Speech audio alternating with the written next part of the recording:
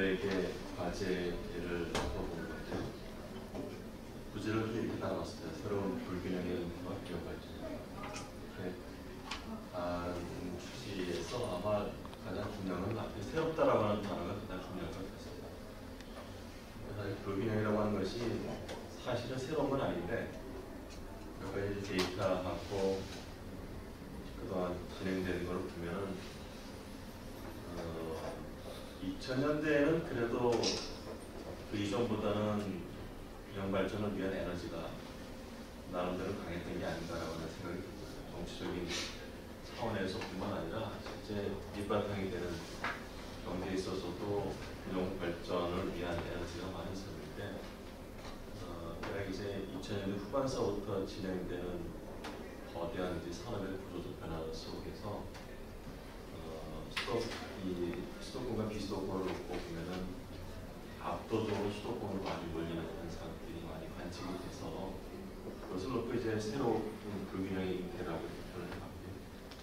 균형 발전에 대한 시사점은 사실 쉽지 않아서 불균형의 문제점을 드러내는 것은 좀 그렇게 쉬우지 않고 있지만 균형 발전을 위해서 어떻게 할 것인가는 명료하지 않지만 그리고 이제 숫자들이 많은데 그동안 있었던 인구들은 다시 한번 이렇게 짚어보는 그런 슬라이드입니다. 이제 2045년까지 통계청에서 추계한 거고요. 그 지지난주인가 인구 이 변화가 생각보다 빠르게 진행되고 있다는 그 사실은 반영이 안 돼.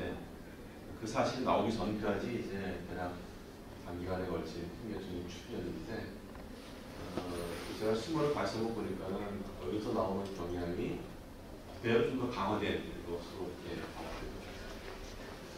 연도별로 이렇게 있습니다만 이게 숫자도 많다 보니까 몇 개 중요한 것만 짚어서 먼저 말씀을 드리겠습니다. 서울의 인구는 제가 아시는 것처럼 1960년부터 80년까지는 서울의 인구가 압도적으로 증가하다가 80년 초반서부터는 서울의 인구 증가를 여전히 둔화되고 인천과 경기도의 인구가 많이 증가했습니다. 우리가 서울시 인구만 놓고 수도권과 비수도권의 비용을 정확하지는 않아서 수도권 전체 인구를 놓고 10년부터 20년까지 수도권의 인구 변화가 100%가 되는데 아시는 것처럼 여기 지금 경기도, 그다음에 울산, 그리고 인천을 빼고 나면 그러니까 이제 비수도권에서 울산을 제외한 나머지 지역들은 다 수도권보다도 인구 증가가 적은 거죠. 그러니까 이 장기간에 걸친 기간 동안에 수도권의 인구 증가가 압도적이었다고 하는 걸로 볼 수 있을 것 같습니다. 근데 이제 2020년부터 2045년까지의 인구 추계치가 될 텐데 이게 몇 가지 지금 와서 보니까 흥미로운 추계들이 있습니다.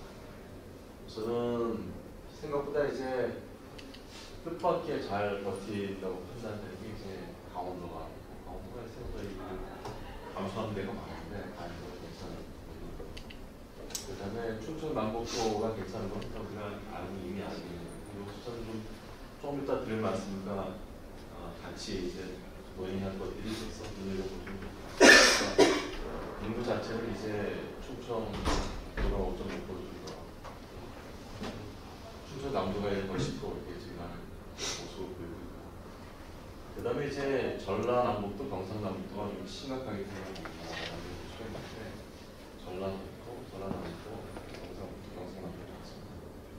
근데 이제 전라권과 경상권 가운데서 눈여겨보면 이제 경상남도인데 경상남도가 보시게 되면 2020년까지는 다른 이 경남과 경상도와 전라권과는 다 인구 감소를 겪었습니다만 경상남도는 유일하게 10년부터 2020년까지는 증가한 지역입니다. 그런데 이제 우리나라의 산업구조 자체가 수도권과 동남양권이 막강한 산업벨트가 있기 때문에 그 영향을 받아도 경상남도가 20년까지는 남쪽 지방에서는 상당히 선방을 했지만 2045년까지 놓고 보면 상당히 감소하는 걸로 볼 수 있고 요 추세는 훨씬 더 강해질 걸로 이렇게 예상이 됩니다. 그래서 적어도 인구 분포만 놓고 보면은 2045년까지 봤을 때 수도권의 선박, 그리고 강원권의 뜻밖의 선박, 그리고 예견된 것과 같은 춘천권의 선박, 그리고 경상권과 전라권의 이제 악화 이렇게 볼 수 있을 것 같아요. 그래서 우리가 우리 인구 측면에서 본다고 하면은 세 개의 타이어로 놓고 보는 게 합리적일 것 같다. 그러니까 수도권과 강원권, 그다음에 충청권, 경상 전역 이렇게 알 것 같습니다. 어쨌거나 이제 이 경상권과 전라권은 사실은 이제 여러 가지 측면에서 아까 이제 선박사님도 그렇고 지박사님도 그렇고 경제적 측면에서의 위기 지역으로 변될 가능성이 높은데요. 그래서 이제 이 생산성 측면에서 제가 보고 있는 게 오늘 이제 예전에 구하기 구하고 싶고 최근 자료를 집어넣어서 그러면 좀 이따 다시 한번 말씀드리겠습니다. 모든 게 이제 사람 살기가 다 그렇듯이 처음에는 그게 뭐 좋다는지 모르다가 시간이 지나면 좀 명료해지는 게 있는데 요 생산성을 하는 게 저희 개인적으로는 아마 가장 대표적인 그런 거. 처음에 그럴 때는 생산성을 한번 구해서 보신 분들은 이제 아실 텐데 테크니컬하게는 어려워하고는 않죠. 근데 이걸 이게 맞는지 틀린지 갖다가 점검하려고 굉장히 시간이 많이 걸려서 폴리할 때까지는 시간이 굉장히 많이 걸렸던 작업이고요. 밑바탕에 이제 이 자본 스톡을 구하는 과정이 워낙에 데이터가 쉽지 않아서 애를 많이 먹었던 거라서 이건 뭐 제가 개인적으로 수십 번 자료를 하면서 했던 것인데 가장 충격적이었던 것은 이게 이제 한참 이 참여정부에서 균형발전에 대한 논의가 아주 뜨거웠던 시점에 이 정부가 됐고 퍼블리싱이 이제 이명박 정부시에 퍼블리싱이 됐습니다. 그때 당시에 많은 논란은 이제 이 지역을 바라보는 시각이 수도권에 대해서는 주마가편 논리, 관리를 많은 것이 지키라는 논리가 있었고 비수도권에 대해서는 워낙 이제 열악하니까 도와주자라고 하는 그런 논리를 이제 편히 갈려서 이 논란이 격화되었던 시점인데 뜻밖에도 이 95년의 시점에서의 생산성을 비교하면은 수도권과 비수도권이 똑같은 나왔고요. 그다음에 2005년까지 놓고 보게 되면은 수도권보다 비수도권이 더 높게 나왔습니다. 그러니까 시간이 지날수록 수도권은 정체되어 있고 비수도권은 생산성이 높더라라고 하는 거죠. 저는 굉장히 좀 충격적으로 받아서 이게 이제 맞느냐 틀리냐를 가지고 이제 시를 많이 했던 기억이 납니다. 어쨌거나 근데 이제 이와 같은 결과가 나온 것이 시간이 지날수록 명료해졌다고 제가 표현한 것은 이게 나온 이유를 더 되새겨 볼 수 있었다는 거죠.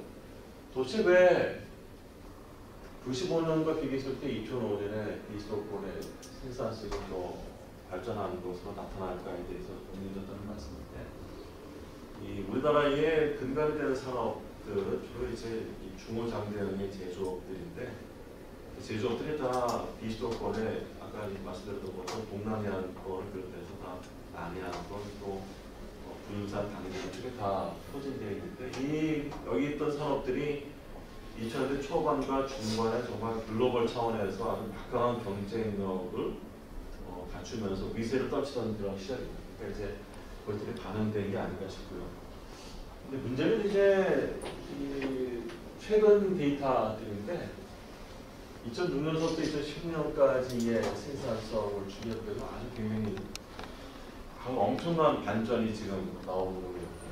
물론 사실은 제가 점검하느라고 한 2, 3년의 시간을 좀 쏟아부어서 이제 최근 비교적 안정된 값을 이렇게 구한 상태인데 참고로 말씀을 드리게 되면 이제 95년부터 2005년까지는 하나의 이제 생산함수를 추계하고 2006년부터 16년까지도 하나의 생산함수를 추계하기 때문에 값들이 좀 이렇게 뜁니다. 그러니까 연속적으로 변하지 않고 그래서 이 2006년 값들은 조금 이렇게 이전했던 것하고 값이 이렇게 연기가 안 되고 뛰는 면이 있는데 방법론상 어쩔 수 없는 한계도 있고요. 한간에 이제 여기 있는 값들을 일일이 획득하는 것보다는 큰 경향을 가지고 말씀을 드리고요. 먼저 짚어야 될 것은 우리나라 전체적으로 생산성의 하락이 굉장히 심하다. 생산성이라고 하는 것은 GDP를 만들어낼 때 투입되는 세 가지 요소 가운데 하나인데 GDP는 노동 투입과 자본 투입이 있고 노동과 자본을 얼마나 효과적으로 활용하는가라고 하는 근본적인 능력이 있는데 그 근본적인 능력을 우리가 총노동 생산성이라고 합니다. 그래서 지금 다 나뉘었습니다. 플러스 마이너스고 그래서 개선되는 데가 한 군데도 없습니다. 아까 95년부터 2000년까지는 개선되는 지역들이 꽤 많이 있었지만 이제 개선되는 지역이 하나도 없고 다 플러스 마이너스다. 볼 수 있고. 그럼 이제 어디가 덜 감소하고 어디가 더 심하게 감소하는가의 문제가 나오는데 덜 감소하는 데는 명료합니다. 가장 그렇게 감소하는 데는 이제 서울, 충청북도 약간 예외적인 면은 있어서 근데 서울이 일단 가장 선방을 했다 이렇게 볼 수 있고 경기도가 이제 마이너스 4%가 경기도는 서울에서 굉장히 많은 사람이 넘어갔는데도 불구하고 이제 서울보다는 더 많이 빠진 상태이기 때문에 내역면에서 보면 서울시의 이 생산성이 마이너스 3.6%밖에 안 된다고 하면 대단한 속도가 나요. 판교라든가 이런 것들이 굉장히 많이 빠졌습니다. 굉장히 선방한 경우가 있습니다. 그 다음에 이제 어디가 심각하게 타격을 보는가 보시게 되면은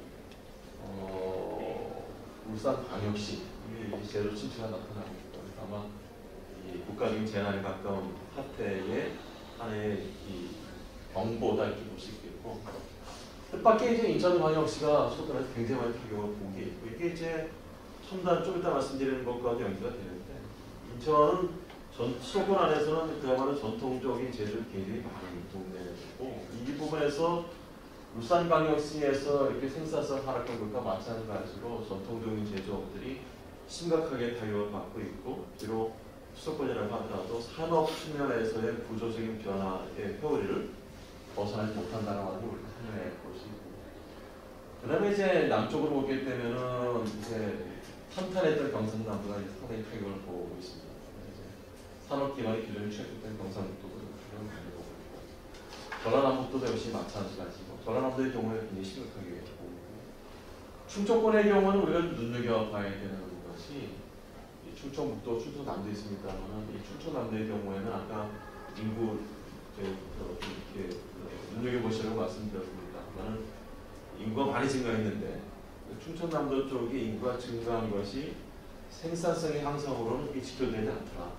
생산성이 많이 빠지는 것이 덜 빠질 수도 있겠지만 그렇게 보편되지 않다는 거고요. 이게 이제 밑바탕에 있는 것들을 다른 시각에서 보는 건데 우리나라에서 2006년부터 15년까지 모든 산업들의 전체 사업체에서 종사자 수를 봅니다만 제가 많이 보여드리는 슬라이드인데 우리 권일 교수님 나처럼 보셨을 텐데 전국에서 일자리 증가는 35.3%밖에 되지 않습니다만 노란색으로 되어 있는 이른바 4차 산업혁명과 관련된 산업들에서는 종사자 수가 폭발적으로 증가하고 있다고 하는 겁니다. 그래서 지역적 측면에서 본다고 하면은 파란색들이 다 미미한 지역들입니다.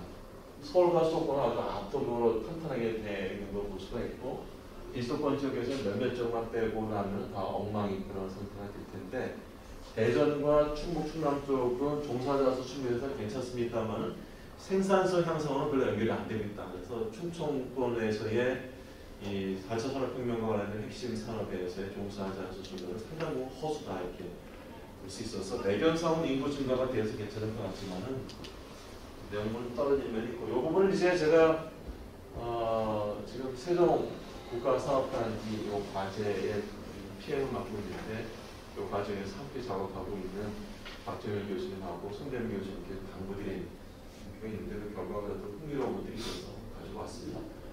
이것은 이제 좀 전에 말씀드렸던 것처럼 2006년부터 2015년까지의 산업별 종사자 수 증가는 한마디로 말씀을 드리게 되면 4차 산업혁명과 관련된 이른바 ICT 쪽에서의 종사자 수 증가와 전체 종사자 수 증가를 압도적으로 이끌어 나갔는데 그 산업들하고 주로 연계돼서 움직이는 산업들이 뭔가를 보기 위함인데요.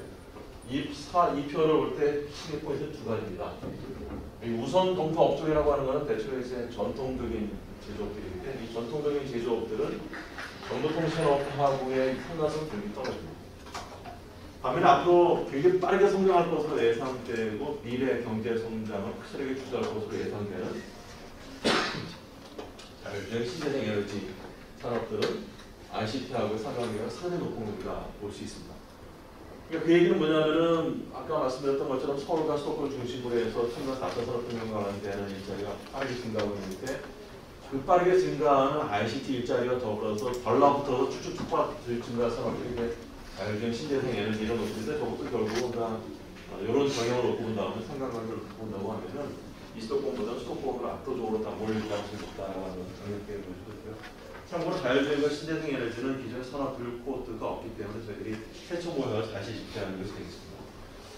이것은 이제 시장 조건에 대해서는 보시게 되면은 아까 서울에서 압도적으로 많이 증가한다고 했습니다만 뜻밖에도 서울 안으로 보고 강북 지역들이 이제 선도하고 있다는 거고 절대 규모는 작지만은 증가율로 봤을 때는 강북 지역이 압도적으로 높은데 그 핵심적인 것은 우리가 2010년 전후에서부터 이노베이션 디스트릭트에 굉장히 많이 바뀝니다. 그전에는 실리콘밸리가 대표적인 이노베이션 디스트릭트였다고 하면 2010년 이후서부터는 미국에서는 뉴욕에서는 런던 이렇게 있는데 우리나라에서 그런 경향이 있는 게 아니고 가성비 높은 도시적 매력을 찾아서 ICT가 일어난다는 것. 이게 어떤 측면에서 중요하냐면은 이렇게 증가하는 것들이 다 이른바 수도권과 비수도권의 균형 발전을 위해서 도입된 이 제도 가운데 가장 강력한 제도가 아마도 수도권 정비 계획법일 텐데 수도권 정비 계획법에서 사용 가능한 핵심적인 툴이 딱 두 개입니다. 사실은 인구 집중 유발 시설 공장 총량제인데 강북 지역에 입지되고 있는 ICT의 이런 산업의 어떤 기업들과 종사자 수는 사실은 인구 집중 유발 시설이라든가 공장이 전혀 해당이 안 되는 시설입니다. 조그만 오피스, 그 안에 컴퓨터 몇 대만 있으면 다 들어가는 것들이어서 이와 같은 경향을 놓고 보면 가성비 높은 도시적 매력을 추구하고 있는 ICT 산업들의 속속 들어가는 이 서울 지역에서 입지 변화라고 하는 것은 기존에 우리가 지역균형 발전을 위해서 가지고 있는 핵심적인 툴, 그러니까 인구 집중 유발 시설, 공장 총량제하고 전혀 무관하게 들어가고 있어서 우리가 가지고 있는 균형 발전의 비전과 목표도 새롭게 가져가야 되겠지만 수단에 있어서도 우리가 큰 대들을 해야 되는 게 아닌가 하는 생각이 들고요. 이것은 이제 잘 오셨습니다. 박재현 교수님께 좀 담보드려서 몇 개 또 잘 조사해서 보여드리는데 스마트 팩토리 많이 얘기하고 있습니다만 어피팅 팩토리 때는 이 스마트 팩토리가 공장이 밀집되어 있는 스마트 팩토리와 관련된 산업들이 공장과 제조업이 밀집되어 있는 지역의 주요 도시들에서 많이 발전할 것 같지만 이렇게 연쇄적인 트렌을 놓고 보게 되면 모든 동종들이 다 데이터 분석이라든가 여러 가지 이 부가가치 밸류체인을 놓고 봤을 때는 상당 부분은 다 결국은 다 ICT에 근접해 있는 지역에서 이 산업과 종사자 수가 증가할 수밖에 없는 구조를 갖고 있고요. 그래서 이게 그건 스마트 팩토리의 전체 밸류체인을 놓고 보면은 우리가 좋은 의미에서의 매니팩처링과 관련된 것은 일부분에만 해당되고 있고 관련된 거의 대부분의 이 거대한 이 공정 과정 자체가 다 상당 부분은 다 대도시 지향적인 성격을 띠고 있다는 것 같습니다.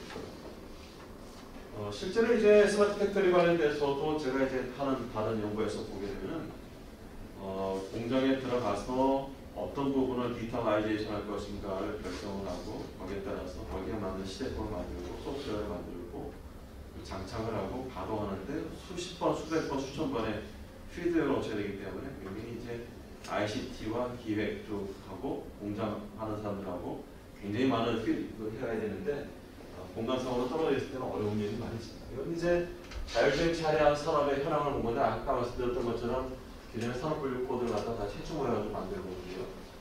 2017년까지 현황을 놓고 보게 되면은 아마도 이제 4차 산업혁명의 가장 대표적인 총화가 자율주행 전기자동차라고 판단되는데 서울과 경기를 빼고나면 사실상 전무한 상태가 되고 있고요.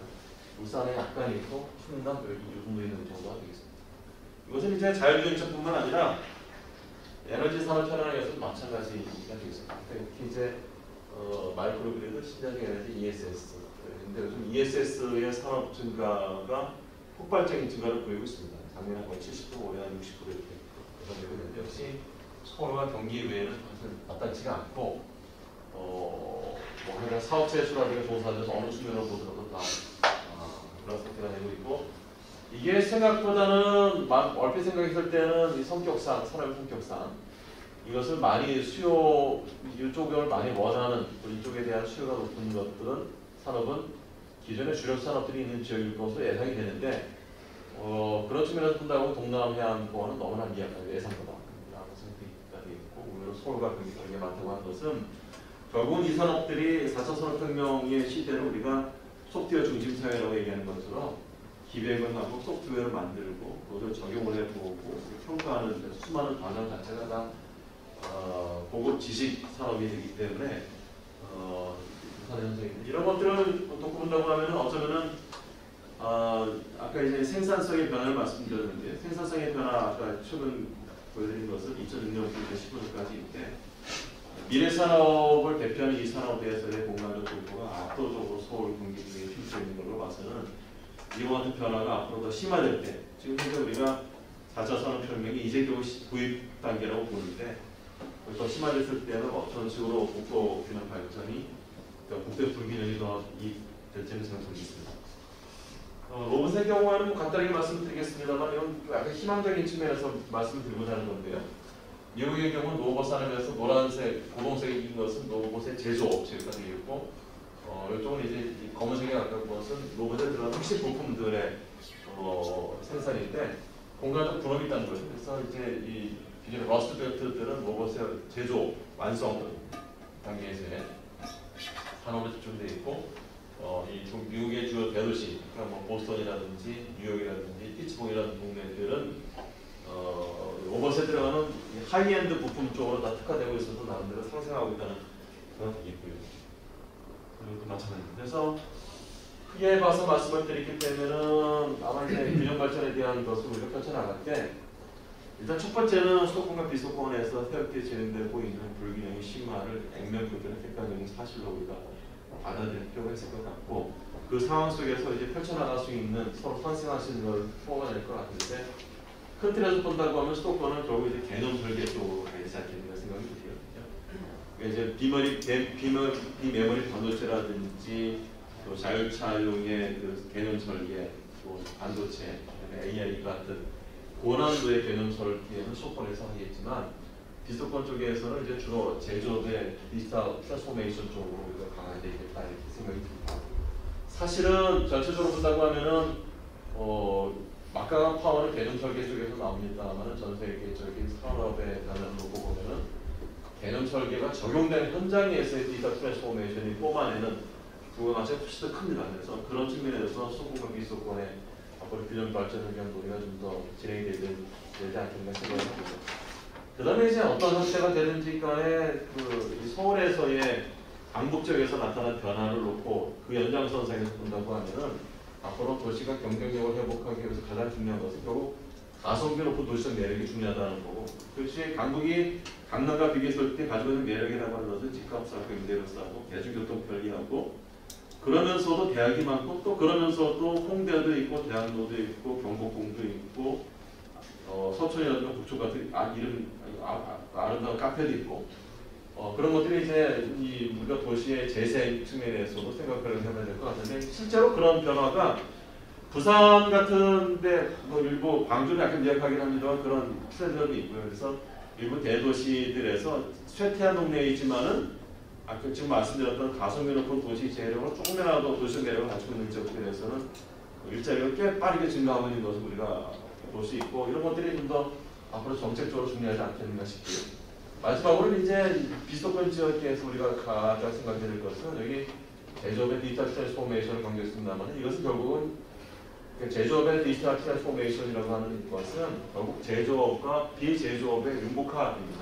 제조업하고 그리고 비제조업의 경우에는 ICT가 있고 ICT뿐만 아니라 기획, 마케팅 이런 것들이 같이 결합되어야 되는 겁니다. 이것을 어떤 식으로 빠르게 침체될 것으로 예상되는 그리고 국가적인 재난으로 발전될 수 있는 것으로 보이는 기존의 비수도권의 주력 산업 밀집 지역에 대해서 어떻게 구해낼 것인가 라고 하는 것이 앞으로 이제 균형 발전에 큰 평가되지 않겠는가 하는 생각으로 말씀드리면서 발표하겠습니다.